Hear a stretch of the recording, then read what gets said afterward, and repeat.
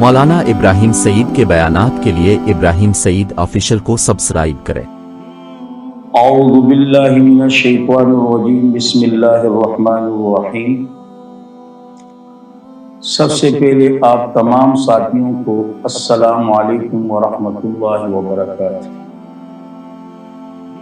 پچھلی ویڈیو میں آپ حضرات کے سامنے وَتَبَارَكَ اسْمُكَ کا ترجمہ اور مختصر انداز میں تشریح بیان کر چکا ہوں۔ آج کی اس ویڈیو میں وَتَعَالَى جَدُّكَ، یاد رکھیں واو کے معنی تو اور کے ہیں، تعالی کے معنی بلند، اونچا، برتر اور بالا کے، اور جد کا معنی ہے شان، مقام، مرتبہ، عظمت و جلال، اور کاف کے معنی تیرا۔ اب معنی یوں کریں گے وَتَعَالَى جَدُّكَ، اور بلند ہے شان تیری، یا یوں بھی معنی کر سکتے ہو وَتَعَالَى جَدُّكَ، اونچا ہے مقام تیرا، یا یوں بھی معنی کر سکتے ہو وَتَعَالَى جَدُّكَ، اعلیٰ ہے عظمت اور بزرگی تیری۔ اب یہ معنی ہیں۔ اب سوال یہ ہے، ہم جو یہ معنی کر رہے ہیں کہ بلند ہے شان تیری، اونچا ہے مقام تیرا، اب اللہ رب العزت کا جو مقام ہے، جو شان ہے، وہ بالا اور بلند ہے، تو کس سے بالا اور بلند ہے؟ یاد رکھیں اللہ رب العزت کا جو مقام اور شان برتر، بالا اور جو بلند ہے، اس چیز سے کہ اس کی کوئی بیوی ہو، اللہ رب العزت کا مقام اور شان بالا اور بلند ہے اس چیز سے کہ اس کی کوئی اولاد ہو۔ اللہ کی عظمت اور عزت بالا اور بلند ہے اس چیز سے کہ اللہ رب العزت کے ذات میں، صفات میں اللہ کے ساتھ کوئی شریک یا اللہ کا کوئی ثانی ہو۔ اور یقیناً قرآن کریم سورۃ بنی اسرائیل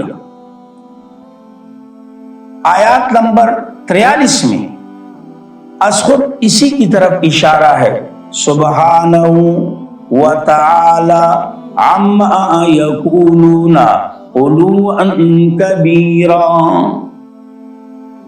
سبحانہ، پاک ہیں وہ اللہ، وتعالی، بالا اور بلند ہیں، عما یقولون، ہر ان باتوں سے جو یہ مشرکین کہتے ہیں، علوا کبیرا، بہت بڑی شان ہے، بہت بڑی شان، بہت بڑی شان۔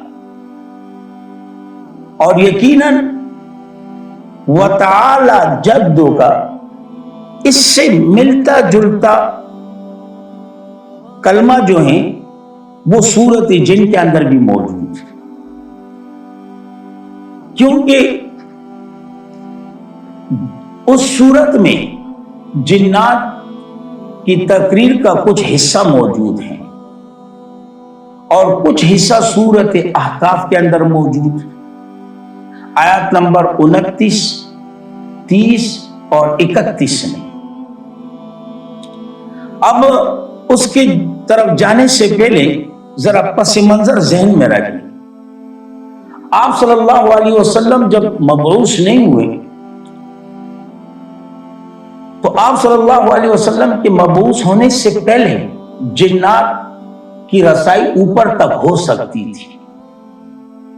وہ چوری چپکے سے جا کے وہاں ملائک کی گفتگو، فرشتوں کی گفتگو سن لیا کرتے تھے، اور پھر اسی گفتگو میں کچھ اپنی طرف سے مرچ مسالہ لگا کے زمین پر آ کر کاہن نجومیوں وغیرہ کو بتا دیا کرتے تھے.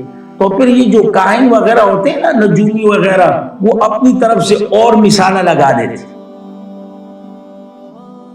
لیکن جب اللہ نے محمد مصطفیٰ صلی اللہ علیہ وسلم کو مبعوث ہونے کا ارادہ فرمایا تو آسمان کی سیکورٹی جو تھی نا وہ سخت کر دی. اب ان کا اوپر جانا مشکل ہو گیا. اگر کوئی بھی جانے کی کوشش کرے تو شہاب ثاقب پیچھے لگ جاتا. سارے پریشان ہو گئے، جی یہ کیا معاملہ ہو رہا ہے. اپنے بڑے کے پاس آ گئے، ابلیس کے پاس، کہ جی کچھ سمجھ میں نہیں آ رہا. پہلے تو اوپر تک کچھ نہ کچھ رسائی ہو جاتی تھی، چوری چپکے سے کچھ نہ کچھ باتیں چوری چپکے سے ہم سن لیا کرتے تھے، پھر انہی باتوں میں سے کچھ مرچ مسالہ ہم لگا دیتے، کچھ زمین پر بیٹھے ہوئے جو کاہن نجومی وغیرہ وہ اپنی طرف سے مسالہ لگا دیتے ہیں. اب تو اوپر جانے کا معاملہ ختم ہو رہا ہے، سیکورٹی انتہائی سخت ہو گئی. اب ابلیس نے کہا دیکھیں جی یہ جو سختی ہے نا، یہ اس بات کی دلیل ہے کہ کچھ نہ کچھ واقعہ ہوا ہے اور یا ہونے والا ہے، اور یقیناً دو باتیں ہوگی. یا تو اوپر والے نے زمین والوں پر خیر کا ارادہ فرمایا ہے، یا ان کے تباہ و برباد ہونے کا ارادہ ہے. آپ ذرا جا کے تفتیش کر لو، معلومات حاصل کر لو. اب جنات کے انہوں نے مختلف جماعتیں بنا ڈالی، کسی کو مشرق کی طرف، کسی کو مغرب کی طرف، کسی کو ایک طرف، کسی کو دوسری طرف، کہ جائیں جی ذرا معلومات حاصل کریں. اب ساری جماعتیں اس معاملے میں لگی ہوئی ہیں کہ آخر ماجرا کیا ہے. یہاں تک کہ جنات کی ایک جماعت جب وادی یا مقام بطن نخلا پر پہنچے تو صبح کا ٹائم تھا، اور یقیناً آپ صلی اللہ علیہ وسلم اپنے صحابہ کو صبح کی نماز پڑھا رہے، اور ماشاءاللہ ہو قرآن اور آواز ہو محمد مصطفیٰ کی، اور ٹائم بھی صبح کا پرسکون ٹائم کہ کوئی شور وغیرہ نہیں. اب جیسے جنات نے آپ صلی اللہ علیہ وسلم کی زبان مبارکہ سے قرآن کی تلاوت سنی، سارے کے سارے حیران ہو گئے، سارے کے سارے وہی حاضر ہو گئے، اور ایک دوسرے سے کہنے لگے خاموش خاموش خاموش، قربان جاؤ. یقین جانے جنات جن کے مادے میں شر ہے، قرآن کی صرف ایک دو آیتیں سنی، سن کر انہیں بات سمجھ میں آ گئی کہ قرآن کا ادب کا تقاضا یہ ہے کہ جب یہ پڑھا جائے تو دیگر جو لوگ ہوتے ہیں ان کو خاموش رہنا ہے، ان کو خاموشی کے ساتھ سننا ہے، کیونکہ یہ کلام اللہ کی فطرت کے خلاف ہیں کہ ایک بھی پڑھ رہا ہو اور اس کے ساتھ دوسرا بھی پڑھ رہا ہو. جنات کو بات سمجھ میں آ گئی، اس لیے ایک دوسرے سے کہنے لگے خاموشی، انصتو انصتو، خاموش خاموش. لیکن ابھی تک ہمارے سمجھ میں یہ بات نہیں آئی، جنات کے سمجھ میں آ گئی.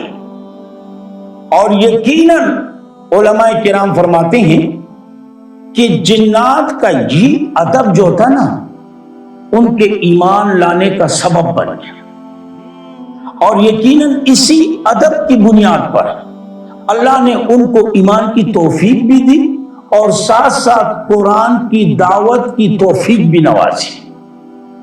ادب اس قدر بڑی چیز ہے، اس لیے کہا جاتا ہے نا کہ با ادب با نصیب، بے ادب، بے نصیب۔ تو جنات نے جب قرآن کریم سنا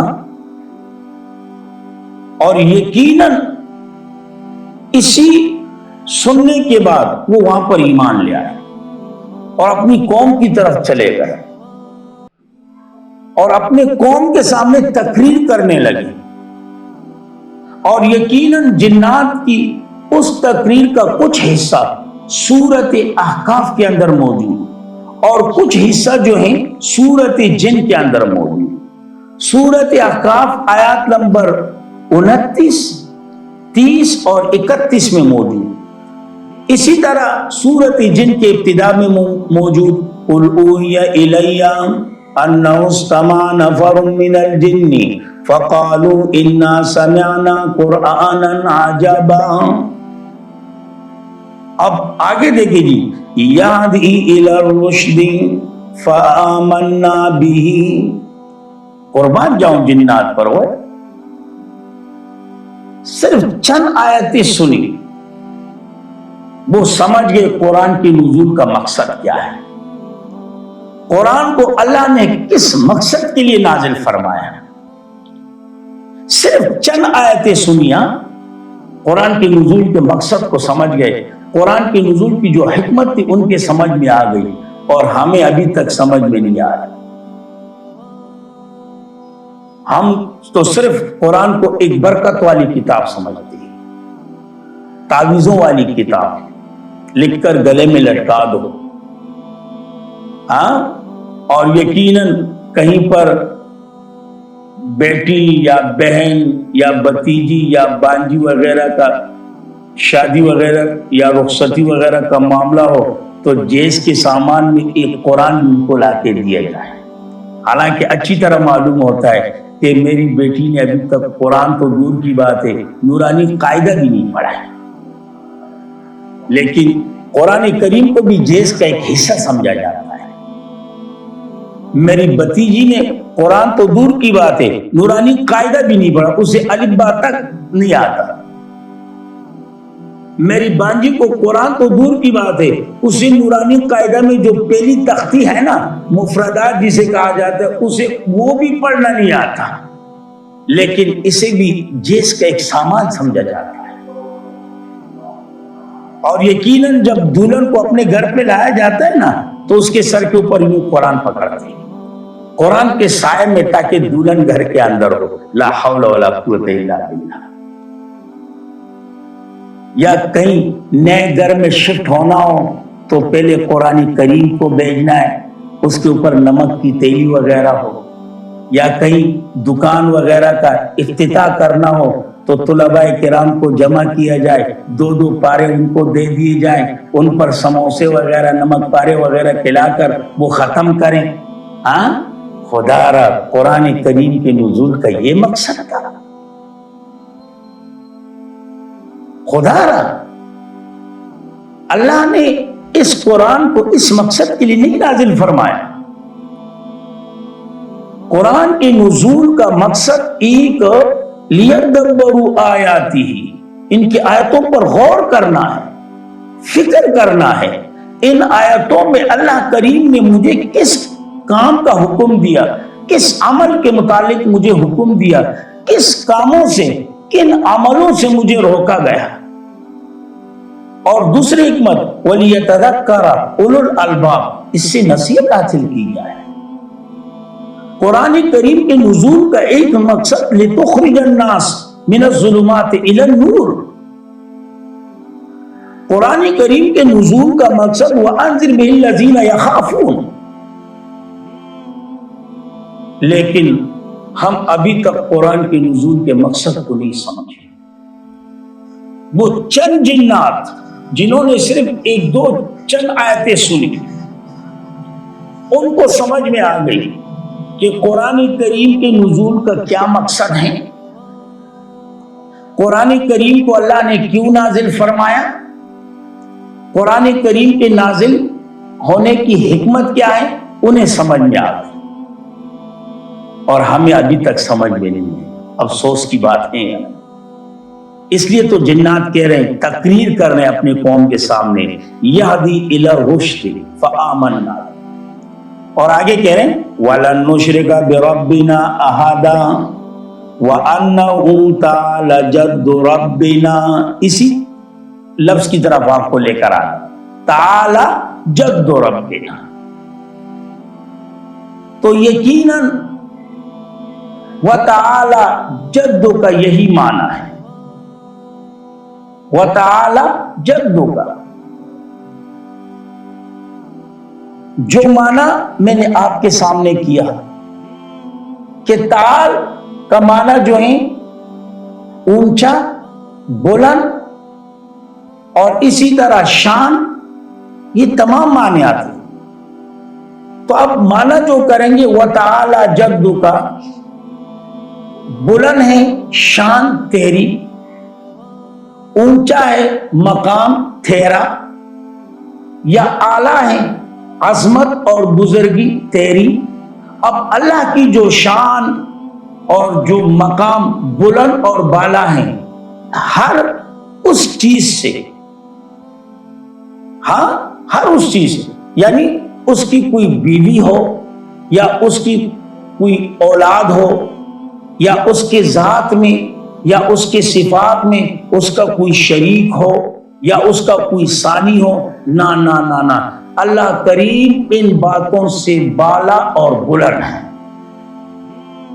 بالا اور بلند ہے۔ تو یہ مختصر انداز میں نے آپ کے سامنے وَتَعَالَى جَدُّ کا ترجمہ اور مختصر سا مفہوم بیان کر دیا۔ اللہ کریم عمل کرنے کی توفیق عطا فرمائے۔ وآخر دعوانا الحمدللہ۔